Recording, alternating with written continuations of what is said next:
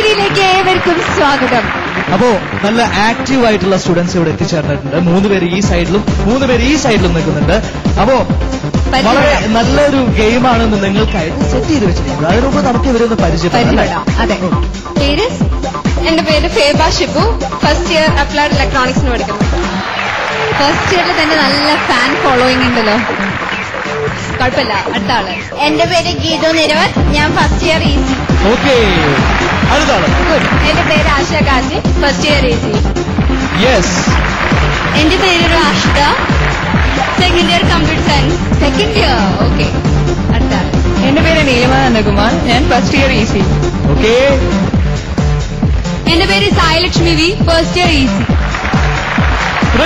അപ്പോ നമുക്ക് അടിച്ചുപൊളി മത്സരമാണ്. എന്തായാലും പെട്ടെന്ന് തന്നെ നമുക്ക് മത്സരത്തിലേക്ക് നീങ്ങാം. അതായത് പോസിറ്റീവും നെഗറ്റീവും ഇവർക്ക് ഓരോരുത്തർക്കും നമ്മൾ ഒരു വിഷയം കൊടുക്കും. അതിനെക്കുറിച്ച് പോസിറ്റീവും നെഗറ്റീവും ഒരേ സമയത്ത് പറയണം. എന്റെ കയ്യിൽ ഒരു വിസിൽ ഉണ്ടാവും. ഫസ്റ്റ് പോസിറ്റീവ് തൊട്ട് തുടങ്ങാം. ഒരു വിഷയത്തിന്റെ പോസിറ്റീവ് കാര്യങ്ങൾ പറഞ്ഞുകൊണ്ടിരിക്കുക. അപ്പൊ അതിനെ വിസിലടിച്ചാൽ അപ്പൊ അതിനെ നെഗറ്റീവ് ആക്കുക. വീണ്ടും പോസിറ്റീവ് ആക്കുക വിസിലടിച്ചാൽ. മനസ്സിലായില്ലേ? അങ്ങനെ പോസിറ്റീവ് നെഗറ്റീവ് ടേൺ കോഡ് എന്ന് നമുക്ക് ഈ ഒരു മത്സരത്തിനെ വിശേഷിപ്പിക്കാം. സാധാരണയായിട്ട് ഒരു ഡിബേറ്റ് നടക്കുമ്പോൾ അതിന് ഫോർ ഉണ്ട്, എഗെയിൻസ്റ്റ് ഉണ്ട്. യൂഷ്വലി അത് 2 ഗ്രൂപ്പ്സ് ആയിട്ടാണ് നമ്മൾ തിരിക്കുന്നത്. പക്ഷെ ഇവിടെ നേരെ മറിച്ചാണ്. നിങ്ങൾ തന്നെ ഫോർ സംസാരിക്കണം, നിങ്ങൾ തന്നെ എഗെയിൻസ്റ്റ് സംസാരിക്കണം. അത് ഇവിടെയാണ് കൺട്രോൾ. റെഡിയല്ലേ? ഓക്കെ, അപ്പൊ നമ്മുടെ ആദ്യത്തെ മത്സരാർത്ഥിനെ വിളിക്കാം. വരൂ. ഓക്കെ, മോളുടെ പേരെന്താ? ആശ. ആശ അല്ലേ? ആശയ്ക്ക് ഏറ്റവും ഇഷ്ടപ്പെട്ട ഭക്ഷണം എന്താ? Fried rice. Fried rice. Okay, അപ്പൊ നമുക്ക് തുടങ്ങാം. ആശയുടെ വിഷയം miss call. Missed call. Mobile അല്ല, മിസ്ഡ് കോൾ. Miss call. അതിനെക്കുറിച്ച് പോസിറ്റീവായിട്ട് നമുക്ക് പറഞ്ഞു തുടങ്ങാം. വിസിലടിക്കുമ്പോ അപ്പൊ തന്നെ നെഗറ്റീവ് ആക്കണം. Your time starts now. ഈ കൂട്ടത്തിൽ മിസ് കോൾ അടിക്കാത്ത ഒരാളും പോലും ഉണ്ടാവില്ല എന്ന് ഐ എം ഷുവർ. കാരണം നമ്മുടെയൊക്കെ ലൈഫിന്റെ ഒരു ഡേ സ്റ്റാർട്ട് ചെയ്യുന്നത് തന്നെ ഒരു മിസ് കോളിലായിരിക്കും. ഞാനൊക്കെ രാവിലെ എഴുന്നേറ്റ് കഴിഞ്ഞാൽ തന്നെ ആർക്ക് മിസ് കോൾ അടിക്കാം നോക്കിയായിരിക്കും ഞാനൊക്കെ എഴുന്നേക്കുന്നത്. മിസ് കോൾ ഇത്ര ഒരു ഇറിറ്റേറ്റിംഗ് ആയിട്ടുള്ള വേറെ എന്ത് കാര്യമുണ്ട് മിസ് കോളിന്? രാവിലെ പോലെ പഠിക്കാനിരിക്കുമ്പോ മിസ് കോൾ വരിക, ഫ്രണ്ട്സിന്റെ ഒരു ഡിസ്റ്റർബൻസ് വരിക, പഠിക്കാൻ കോൺസെൻട്രേഷൻ പോവും, എക്സാമിന് മിസ് കോൾ. ആര് പറഞ്ഞു മിസ് കോൾ മോശമാണെന്ന്? ചിലപ്പോ പഠിക്കാനിരിക്കുമ്പോ നമ്മൾ ഉറങ്ങിപ്പോകും. രാത്രി ഉറങ്ങിപ്പോകുമ്പോഴായിരിക്കും മിസ് കോൾ വരിക. അപ്പൊ അയ്യോ അവള് പഠിച്ചു കഴിഞ്ഞു, ഞാനൊന്നും പഠിച്ചിട്ടില്ല. അസൂയ. പ്രത്യേകിച്ച് പെൺകുട്ടിയുടെ അസൂയ ഉണ്ടാവില്ല. പിന്നെ മിസ് കോള് കുറെ അൺവാണ്ടഡ് റിലേഷൻഷിപ്സ് ഒക്കെ ഉണ്ടാവാറുണ്ട്. മിസ് കോള് വളരെ സ്റ്റുഡൻസിനെ വഴിതെറ്റിക്കുന്ന ഒരു രീതിയിൽ മിസ് കോൾസ് പോവാറുണ്ട്.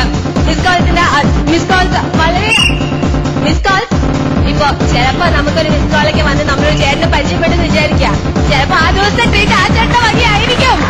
ആ ദിവസത്തെ മിസ് കോൾസ് അന്നേരമായിരിക്കും നമ്മുടെ പേരൻസ് കാണുക, ആ ട്രീറ്റ് കാണുക. അന്നേരം പേരൻസ് പറയും, എന്ത് പറയും? നീ ആരൊപ്പം കറങ്ങാൻ പോയത്, നിനക്ക് എന്തായിരുന്നു അവനായിട്ട് ചോദിക്കും. റെഡി. ഓക്കെ, വളരെ വളരെ വളരെ നല്ല രീതിയിൽ പെർഫോം ചെയ്തു. Very good, keep it up. ഒരു പക്ഷേ താനായിരിക്കും വിജയി കേട്ടോ. ഓക്കെ, നല്ലൊരു കൈയ്യടി കൊടുത്തേ. Very well done. ഓക്കെ ആശ. ഇത് ഉഷാറല്ലേ? പ്രൈസ് മേടിക്കോ? തീർച്ചയായിട്ടും മേടിക്കും അല്ലേ? ഫസ്റ്റ് മേടിക്കും അല്ലേ? ഓക്കെ, അപ്പൊ ഗീതുവിന് നല്ലൊരു വിഷയം. ഓക്കെ, ബോയ്സിന് ഇഷ്ടപ്പെട്ട ഒരു വിഷയമാണ് ലവ് മാരേജ്. ഓക്കെ, ഏറ്റവും ആദ്യം പോസ്റ്റ് ചെയ്ത് തുടങ്ങാം. Ready? Your time starts now. എനിക്ക് ലവ് മാരേജ് ഭയങ്കര ഇഷ്ടമാണ്. കാരണം നമുക്ക് നന്നായിട്ട് മനസ്സിലാവുന്ന ഒരാളെയാണ് നമ്മൾ വിവാഹം കഴിക്കാൻ എന്തായാലും ശ്രമിക്കുകയുള്ളൂ. അപ്പൊ എന്തായാലും നമുക്ക് വളരെ നന്നായിട്ട് അഡ്ജസ്റ്റ് ചെയ്ത് പോകാൻ പറ്റും. പക്ഷെ ലവ് മാരേജ് ഒരിക്കലും നല്ലതാണെന്ന് ആര് പറഞ്ഞു? ഞാൻ പറഞ്ഞിട്ടില്ല. ലവ് മാരേജ് ഒരിക്കലും നല്ലതല്ല. കാരണം എന്താണെന്ന് വെച്ചാൽ നമ്മളിപ്പോ അയാളുടെ കൂടെ ഇറങ്ങിപ്പോയി. അപ്പൊ പിന്നെ നമ്മുടെ വീട്ടിൽ നിന്ന് കിട്ടുന്ന സഹായം നമുക്ക് കിട്ടില്ല. നമ്മളെന്തിനാ അടിച്ചു പൊളിക്കാൻ കിട്ടുന്ന സാധനങ്ങൾക്ക് നമ്മൾ ഇത്ര കഴിയുന്നത്? ലവ് മാരേജ് വളരെ നല്ല കാര്യമാണ്. കാരണം എന്താണെന്ന് വെച്ചാൽ നമ്മളിപ്പോ അയാളുടെ ഒപ്പം ഇറങ്ങിപ്പോയി കഴിഞ്ഞാൽ വീട്ടുകാർക്ക് ഒരു ചെലവുമില്ല. നമുക്ക് ആവശ്യമായിട്ടുള്ള സാധനങ്ങളൊക്കെ അവര് തന്നെ മേടിച്ചു തന്നോളൂ.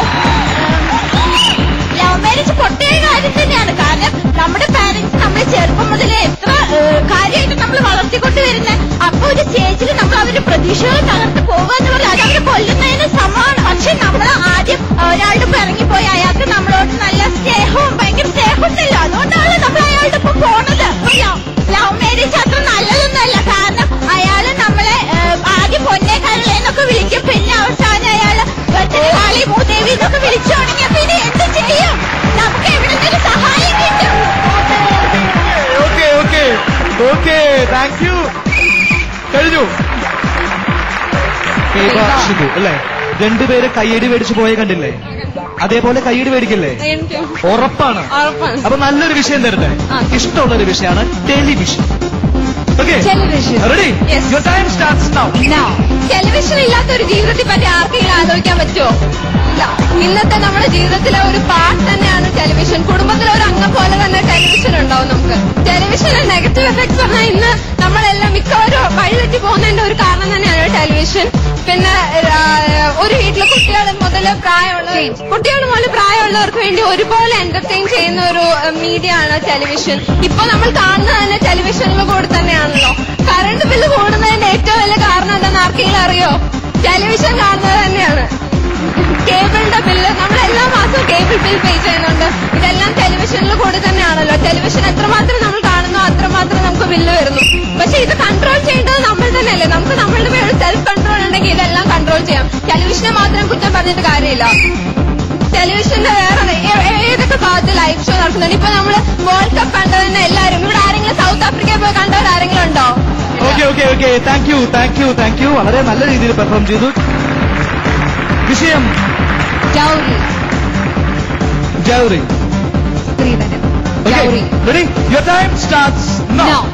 നമ്മളിപ്പോ ഒരു കല്യാണമൊക്കെ കഴിഞ്ഞ് വീട്ടിലേക്ക് പോകുമ്പോ ഒരു 100 പവന് കാറും എന്താ ഒരു വെയിറ്റ്. പ്രത്യേകിച്ച് അമ്മായിയമ്മമാർക്കൊക്കെ സോഫ്റ്റ് കോർണർ കാണാൻ ഡൗറി സിസ്റ്റം മസ്റ്റ് ആയിട്ട് വേണം. ആരും ഇതിന് ഓപ്പോസ് ചെയ്യുന്നത് ഞാനതിനെ സപ്പോർട്ട് ചെയ്യാം. ആരാ പറഞ്ഞ ഡൗറി സിസ്റ്റം നല്ലതാണ്? അത് വളരെ മോശമാണ്. സ്ത്രീധനം താനാണല്ലോ. പിന്നെന്തിനാ സ്ത്രീധനം? ശരിക്കും ഇതൊക്കെ നമ്മൾ പണ്ടേ ഇതൊക്കെ തൂത്തെറിഞ്ഞ് കളയേണ്ടതാവും. നമ്മളിപ്പോ കല്യാണമൊക്കെ കഴിഞ്ഞു. നമുക്ക് എന്തൊക്കെ പ്ലാൻ ഉണ്ടാവും? ഒരു വേൾഡ് ടൂർ, അറ്റ്ലീസ്റ്റ് ഒരു പാരീസിലേക്ക് ഒരു ടൂർ, ഒരു സ്വീറ്റ് ഹോം. നമുക്ക് എന്തൊക്കെ പ്ലാൻ ഉണ്ടാവും? ഇതൊക്കെ പണം എവിടുന്നാ കിട്ടുക? ഡൗറി സിസ്റ്റത്തിന് എല്ലാതെ പണം എവിടുന്നാ കിട്ടുക? നമ്മളെ മീഡിയം ഫാമിലീസിലെ ആൾക്കാരൊക്കെ ഇത് കാരണം ധാരാളം ആൾക്കാരുടെ ലൈഫ് സ്പോയിൽഡ് ആയിട്ടുണ്ട്. ഇത് വളരെ വിഷമമാണ്. എത്ര പഠിപ്പുണ്ടായാലും എത്ര എഡ്യൂക്കേറ്റഡ് ആയാലും അവരുടെയൊക്കെ കല്യാണം തുടങ്ങി പോകുന്നത് ഈ ഡൗറി സിസ്റ്റം കാരണമാണ്. അതുകൊണ്ട് നമ്മൾ ഇതിനെ മസ്റ്റ് ആയിട്ടും എതിർക്കേണ്ടതാണ്. ഡൗറി സിസ്റ്റം ഇപ്പൊ എനിക്കൊരു ചേട്ടനുണ്ടെന്ന് വിചാരിച്ചോ. ആ ചേട്ടന് നല്ല പൈസക്കാരി പെണ്ണെ കഴിച്ചു കൊണ്ടുവന്നു. ഒരു 100 പവനൊക്കെ കിട്ടിയാൽ അതിന്റെ ഗുണമായിരിക്കാം എനിക്കും എന്റെ കുടുംബത്തിനും. വളരെ നല്ല കാര്യമല്ലേ? ഞങ്ങൾക്ക് അടിച്ചു പൊളിച്ച് ജീവിച്ചൂടെ? എന്തൊക്കെയായാലും എത്ര അടിച്ചു പൊളിച്ച് ജീവിക്കാൻ ഡൗറി സിസ്റ്റം സപ്പോർട്ട് ചെയ്താലും ഇത് കാരണം കൊണ്ടോണ്ട് നമ്മുടെ അച്ഛനമ്മമാരാണ്. വളരെ നല്ല രീതിയിൽ പെർഫോം ചെയ്തു കേട്ടോ.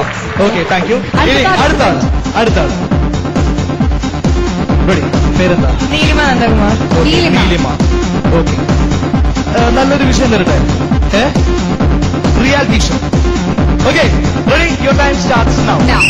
റിയാലിറ്റി ഷോ ഞാൻ അതിനെപ്പറ്റി ഒന്നും പറയേണ്ട ആവശ്യം. ഇവിടെ എല്ലാവർക്കും അറിയാം എന്താണ് റിയാലിറ്റി ഷോ. നമ്മളിന്ന് ഇവിടെ ഇരിക്കുന്ന ഓരോരുത്തരും റിയാലിറ്റി ഷോയിൽ പാർട്ടിസിപ്പേറ്റ് ആഗ്രഹിക്കുന്നവരായിരിക്കും. മെയിൻ ആയിട്ട് ഇന്ന് നമുക്ക് നല്ലൊരു ഓപ്പർച്യൂണിറ്റി ആണ് വരുന്നവർക്ക്. റിയാലിറ്റി ഷോ എന്തുകൊണ്ടാണ് നിങ്ങൾ റിയാലിറ്റി ഷോനെ സപ്പോർട്ട് ചെയ്യുന്നത് എനിക്ക് മനസ്സിലാവുന്നില്ല. കാരണം പല സീനിയേഴ്സും ഒരുപാട് കാലം കഷ്ടപ്പെട്ട് വളരെ പ്രയത്നത്തിലൂടെയാണ് ഇതിലേക്ക് എത്തുന്നത്. എന്നാൽ റിയാലിറ്റി ഷോ ഇത്ര നല്ലൊരു കാലം ഒരുപക്ഷെ സമൂഹത്തിൽ ഇനി ഉണ്ടാവാൻ തന്നെ ഉണ്ടാവും. ഇപ്പൊ പ്രത്യേകമായി പറയാം, നമ്മുടെ ഉള്ളിലെ മനുഷ്യത്വത്തിനെ ഉണർത്തും. എന്നെ അപ്പുറത്തെ ഒരു ഔസേപ്പേടുണ്ട്. ഞാൻ ഇതുവരെ ഒന്ന് ചിരിച്ചോ കരഞ്ഞോ ആ മനുഷ്യനെ കണ്ടിട്ടില്ല. പക്ഷെ ഈ അടുത്ത് ഒരു റിയാലിറ്റി ഷോയിലെ എലിമിനേഷൻ എപ്പിസോഡ് കണ്ട് ആ മനുഷ്യൻ കരയുന്ന ഒരു ഹൃദയത്തെ തകർക്കുന്ന ഒരു കാഴ്ചയായിരുന്നു അത്.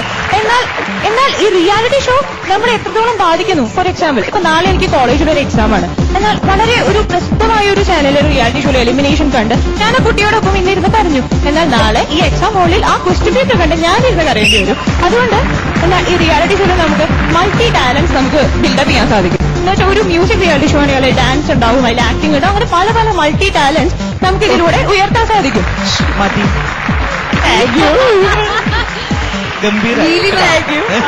Best for the last senior ആണ്. Third year, second year. റാഷിദയുടെ വിഷയം hartal. Your time starts now. Hartal ഇഷ്ടപ്പെടാത്ത ആരെയുള്ള കാലത്ത് ന്യൂസ് പേപ്പർ എടുത്ത് നോക്കി കഴിഞ്ഞാൽ ഫസ്റ്റ് നോക്കുക ഹർത്താൽ ഉണ്ടോന്നാ. ഹർത്താൽ ഉള്ള ദിവസങ്ങൾക്ക് നമുക്ക് എന്തൊക്കെ ഹർത്താൽ എന്തുകൊണ്ട് നിങ്ങൾ ഇഷ്ടപ്പെടുന്നത്? നമുക്ക് കാലത്ത് ജോലിക്ക് പോകാൻ പറ്റുന്നില്ല. എന്തൊരു റിസ്ക്കാ ജോലിക്ക് പോകാന്. കാലത്ത് വേണ്ടി KSRTC ബസ്സിന് പിന്നാലെ ഓടണം, വീഴണം, മുറിയാവണം, എന്തൊക്കെ പണിയുണ്ട്. ഹർത്താൽ ദിവസം നമുക്ക് എന്തൊക്കെ പ്ലാൻ ചെയ്യാം. പുറത്തൊന്നും പോകേണ്ട ആവശ്യമില്ല. വല്ല ഡ്രൈവിംഗ് പഠിക്കണമെങ്കിൽ സുഖമായി പഠിക്കാം. കാരണം എന്താ, അവിടെ വണ്ടികളൊന്നും ഉണ്ടാവില്ല, ഇടിക്കുന്നുള്ള ധൈര്യമില്ല, മതിലൊക്കെ ഉണ്ട്. അതൊന്നും ഓരോ ദിവസം ലീവ് ആവുന്നതിനനുസരിച്ച് നമുക്ക് നമ്മുടെ സാലറിന്നൊക്കെ പ്രശ്നം വരികയാണ്. അപ്പൊ ഹർത്താൽ കാരണം നമുക്ക് എത്ര നഷ്ടങ്ങളാണ് വരുന്നത്. എന്നാലും എല്ലാവർക്കും ഇഷ്ടം ഹർത്താലാണ്. ഹർത്താൽ ഇല്ലെങ്കിൽ ജീവിക്കാൻ പറ്റുമോ? കോളേജ് ഡെയിലി വരുന്നത് എന്തൊരു ബോറിങ്ങാ. ഇടയ്ക്കൊക്കെ പെട്ടെന്ന് ഒരു ദിവസം ഹർത്താലാന്ന് പറയാം. അപ്പൊ എന്താ സുഖമായി എക്സാം എഴുതണ്ട. Thank you. ഈ ഹർത്താലില്ലെങ്കിൽ ജീവിക്കാൻ പറ്റും ചോദിച്ചില്ല. ഹർത്താലിന്റെ ഗുളിക്ക് ഓക്കെ. എന്തായാലും വളരെ നല്ല രീതിയിൽ പെർഫോം ചെയ്തു. വളരെ നന്നായി കേട്ടോ. Okay, thank you. ഓക്കെ, ഈ 6 പേരും വളരെ വളരെ വളരെ നന്നായി തന്നെ പെർഫോം ചെയ്തു. അറ്റ് ലാസ്റ്റ് ഞങ്ങളൊരു തീരുമാനം എടുത്തു. വളരെ നേരിയ പോയിന്റിനാണ്, വളരെ ചെറിയ പോയിന്റിനാണ് പ്രൈസുകൾ പോയിരിക്കുന്നത്. Second prize goes to miss കോൾ ആശ. കൺഗ്രാറ്റുലേഷൻസ് ആശ. ഓക്കെ, സന്തോഷമായില്ലേ? ഓക്കെ. ഇനി ഫസ്റ്റ് പ്രൈസ് ആർക്കായിരിക്കും? ലവ് മാരേജോ ആണോ? ഉറപ്പാണോ? Yes, first prize goes to love marriage Geethu. Okay, സന്തോഷായി. അടിപൊളിയായി അല്ലേ? എന്തായാലും ആശയ്ക്ക് കിട്ടുന്ന സമ്മാനങ്ങൾ sponsored by Pavizham food products, Ayurveda mix kashaya soap, Gulf gold Ponnoos food products, Kartiyan jewellery. And ഗീതുന് കൈ നിറയെ സമ്മാനങ്ങളാണ്. Sponsored by Periyar rice, Pereppadan gold park Nedumangad, channel view jewellery Paripally, Kollam supreme, Gulf gold, and group mister cook, Pavizham rice,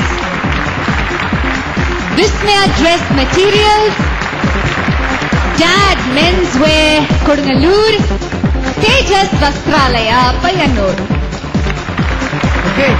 okay, അപ്പൊ കൺഗ്രാറ്റുലേഷൻസ് വിന്നേഴ്സ്. നമുക്ക് എടുക്കാം ഒരു ചെറിയ break.